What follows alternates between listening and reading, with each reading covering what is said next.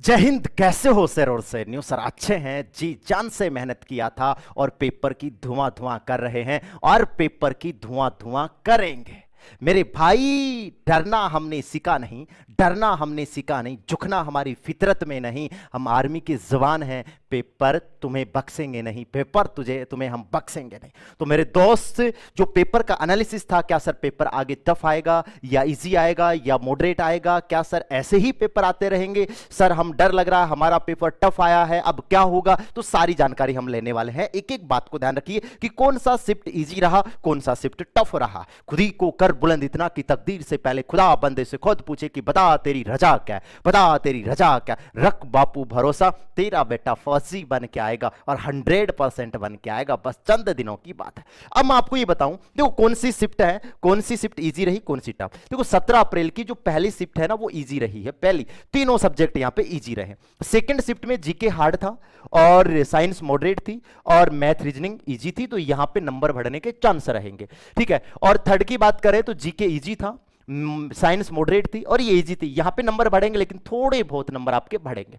और 18 अप्रैल की पहली शिफ्ट इजी आई है, पहली शिफ्ट इजी आई है, तो यहां पे आपके स्कोर अच्छा होना चाहिए। सेकंड शिफ्ट में जीके मॉडरेट था, बाकी ये दोनों इजी थी। जो 18 अप्रैल का थर्ड शिफ्ट था ना, उसमें साइंस भी टफ थी और जीके भी टफ था, दोनों टफ था, लेकिन ये इजी था। और इसके बाद में मैं यहां का एनालिसिस करूं 19 अप्रैल का, तो 19 अप्रैल में जो फर्स्ट शिफ्ट थी उसमें ये दोनों ही मॉडरेट थे और ये वाला क्या था गुरुदेव, इजी। मैथ रीजनिंग इजी आ रही है और मैंने कहा था ना कि मैथ रीजनिंग इजी आएगी, डरने की कोई आवश्यकता नहीं। मैंने ये भी कहा था कि बेसिक प्लस आपकी 3 स्टेप खतरनाक सॉलिड होनी चाहिए, फिर आप 15 में से 13 14 15 खतरनाक तरीके से करके आओगे। कोई रोकने वाला नहीं, किसी के माइके लाल में हिम्मत नहीं है जो आपको फौजी बनने से रोक सकता है। लेकिन सर ये बताइए कि सर पेपर टफ आया इजी आया, तो जिनका पेपर हार्ड आया उनको घबराने की कतई आवश्यकता नहीं है। उनका जैसे नॉर्मलाइजेशन होगा तो उनका नंबर बढ़ जाएगा, आप ये निश्चिंत रहिए। नंबर 2, सर आगे पेपर टफ आएगा या इजी आएगा? तो मेरे भाई, मेरा अनुभव ये कहता है कि मैथ रीजनिंग में तो जिस क्रम से चल रहा है वही क्रम आने वाला, कोई परिवर्तन नहीं होने वाला।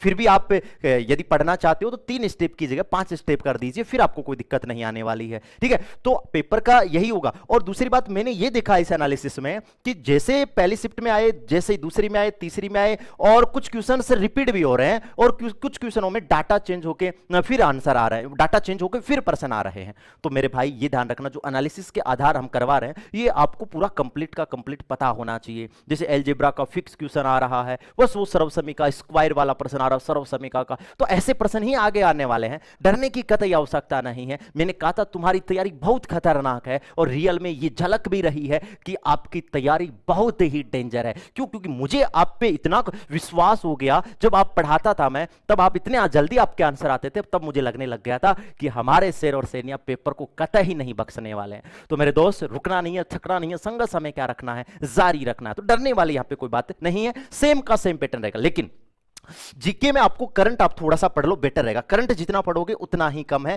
तो आप अपना जितना स्ट्रॉन्ग करना चाहो ना, उतना जीके को, करंट जीके को थोड़ा सा स्ट्रॉन्ग कर लो। नंबर 2, और साइंस को थोड़ा सा डीप पढ़ के जाना पड़ेगा भाई, थोड़ा सा ऊपर ऊपर मत पढ़ के जाना। कई बार ऐसा होता है कि थोड़े से अंदर से प्रश्न पूछ लेता, तो थोड़ा सा उसको डीप पढ़िए और नो टेंशन लीजिए, मस्त लीजिए, कोई तकलीफ नहीं होने वाली। आपका सिलेक्शन 100% होने वाला, ये कोई नहीं रोक सकता आपको, कोई का माइका लाल आपको नहीं रोक सकता कि फौजी बनने से। तो मेरे दोस्त, रख भरोसा, रख भरोसा, अपन फौजी 100% बनेंगे। ठीक है। अपनी अंतिम लाइन जो मैं कहता हूं, क्यूट सा फेस तेरा, AK-47 तेरी स्टाइल, ये वक्त भी थम जाता है मेरे फौजी भाई जब तुम करते हो स्माइल, जब तुम करते हो स्माइल। रख बापू भरोसा, तेरा बेटा फौजी बन के आएगा और 100% बन के आएगा।